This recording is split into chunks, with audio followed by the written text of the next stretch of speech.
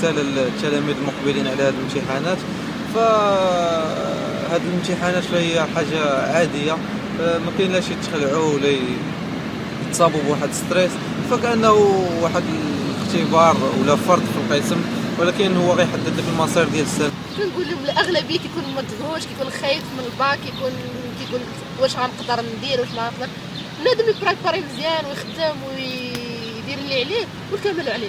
بالنسبه لي انا كنهيئ الباك في الدار ديالنا، كنبريباري مع الدريات، مره كنخرجوا للحديقه كنخدموا مع بعضياتنا، وهذا كنبريباريو مع بعضياتنا باش حتى الاجواء ممكن نكونوا مجموعين مع بعضياتنا، بحال داكشي اللي مكتكونيش عارفه كيزيدوكم افكار وشي كتعطيهم افكار ما كيكونوش عارفين.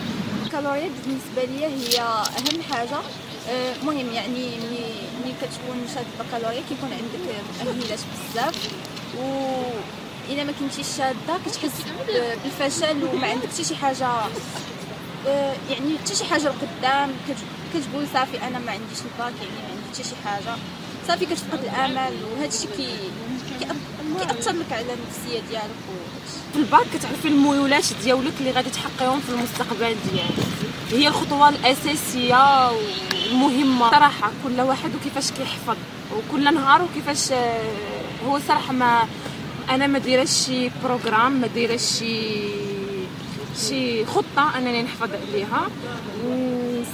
كنحب نفيق بكري، كنحفظ، نقضي شي حاجه عاوتاني نخرج من داك الروتين ديال الحفاظه، عاوتاني نحفظ في العشيه، كنفيق عاوتاني في الصباح بكري ونقدر نبقى نحفظ حتى الليل. المهم كتختلف الانماط اليوميه كيفاش انك كتحفظ.